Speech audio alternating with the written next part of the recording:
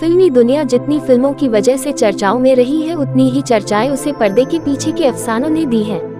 इन अफसानों में सबसे बड़े किस्से रोमांस और मोहब्बत की कहानियों के रहे हैं। सिनेमा का दौर कोई भी रहा हो, प्रेम कहानियां हमेशा बनती रही हैं। ये प्यार कभी छुप छुप कर हुआ तो कभी खुलेआम, कुछ कामयाब हुए तो कुछ बगावत की हद तक चले जाने पर भी सफल नहीं हुए।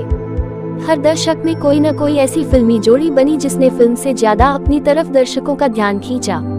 हम आपको ऐसी ही एक जोड़ियों के किस्से आज सुनाने जा रहे हैं। दिलीप कुमार और मधुबाला, कैसे स्टार जोड़ी के लिए चीजें खराब हो गईं। दिलीप कुमार 98 का 7 जुलाई को निधन हो गया और उन्होंने हिंदी फिल्म उद्योग में एक शून्य छोड़ दिया, क्योंकि ज्यादातर लोग स्क्रीन पर उनकी बेजोड़ प्रतिभा और करिश्मा से सहमत होंगे। बॉलीवुड के ट्रेजेडी किंग कहे जाने वाले दिलीप कुमार की लव लाइफ असल में उनकी रियल लाइफ की तरह ड्रामा से कम नहीं थी। सायरा बानो से विवाहित, जिन्होंने अपनी अंतिम सांस तक महान अभिनेता की देखभाल की, दिलीप कुमार कभी मधुबाला के प्रति प्रतिबद्ध थे, जिन्हें बॉलीवुड की अब तक की सबसे खूबसूरत अभिनेत्रियों में से एक माना जाता है।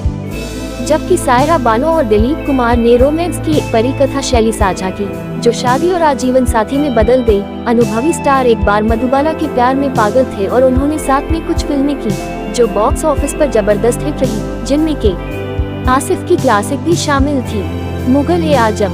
दिलीप कुमार और सायरा बानो की शादी, एक प्रेम कहानी जो समय की कसौटी पर खरी उतरी। दिलीप कुमार और मधुबाला ने ऑन स्क्रीन जोड़ी के रूप में शुरुआत की।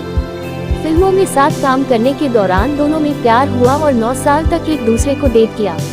वे इतने गंभीर थे कि पूरी फिल्म बिरादरी उन्हें बिना औपचारिक रस्मों के पति पत्नी मानती थी। रोमांस की शुरुआत दोनों की एक साथ पहली फिल्म तराना से हुई, जिसमें मधुबाला ने एक निर्जन गांव की सुंदरी का किरदार निभाया था, जिसका एक आने वाले डॉक्टर दिलीप कुमार के साथ रोमांस कई बाधाओं को पार कर जाता है। फिल्म हिट रही थी। इसके बाद उन्होंने सन दिल में काम किया, जो एक और जबरदस्त हिट थी, जिसने दिलीप कुमार मधुबाला की जोड़ी को दर्शकों और फिल्म निर्माताओं की नजरों में ला दिया। दिलीप कुमार और मधुबाला अक्सर अविभाज्य सार्वजनिक समारोहों और फिल्म प्रीमियर में उनके रिश्ते के बीच आने वाले कानूनी झगड़े के कारण अलग हो गए। दोनों ने बी.आर. चोपड़ा की नया दौर में काम करना शुरू कर दिया था। एक विवाद तब शुरू हुआ जब बी.आर. चोपड़ा ने मधुबाला की जगह अभिनेत्री वैजंतीमाला को लिया, जिससे मधुबाला के पिता अताउल्लाह खान को बहुत नाराजगी हुई, जो उनके करियर और वित्त की देखभाल करेंगे। चोपड़ा के अनुसार नया दौर एक ऐसी फिल्म थी जिसके लिए मधुबाला सहित यूनिट को 40 दिनों के लोकेशन शूट के लिए भोपाल जाना पड़ता था, लेकिन उनके पिता ने जोर देकर कहा कि फिल्म को बॉम्बे स्टूडियो में शूट किया जाए।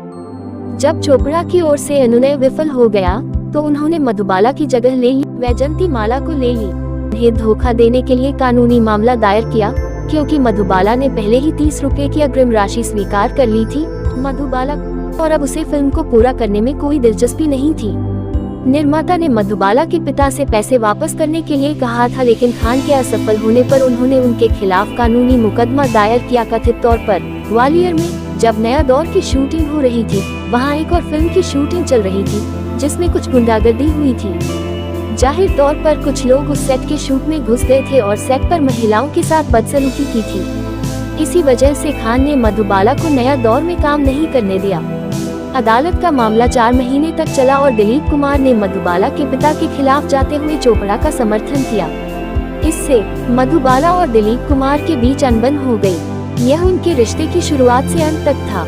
इस बीच नया दौर, जिसमें अब वैजंतीमाला मुख्य भूमिका में है, रिलीज हुई और सफल रही। बॉलीवुड की सबसे अच्छी पेशकश मानी जाने वाली मुगल-ए-आजम को आसानी से लगभग किसी भी सूची में जगह मिल जाती है, जो हिंदी फिल्म उद्योग की अब तक की सबसे अच्छी फिल्मों को संकलित करती है।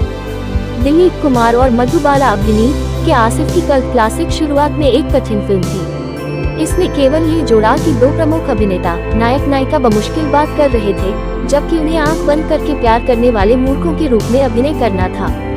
दिलीप कुमार और मधुबाला 1956 में टूट गए, जबकि फिल्म 1959 तक निर्माण में रही, और यह सब करते हुए उन्हें रोमांटिक दृश्यों को फिल्माना पड़ा, जहां वे एक दूसरे के लिए लंबे समय तक रहे। इससे बात और बिगड़ गई कि मधुबाला वेंट्रिकुलर सेप्टल डिफेक्ट, हृदय में छेद से पीड़ित थी, जिसके कारण उनके शरीर में अतिरिक्त रक्त उत्पन्न हुआ, जो उनकी नाक और मुंह से निकलने लगे, और इसके कारण उसकी मौत हो गई। उन्होंने किशोर कुमार से 1960 में शादी की, जबकि दिलीप कुमार ने सायरा बानो से शादी की। इसी तरह इस प्रेम कहानी का अंत हो गई।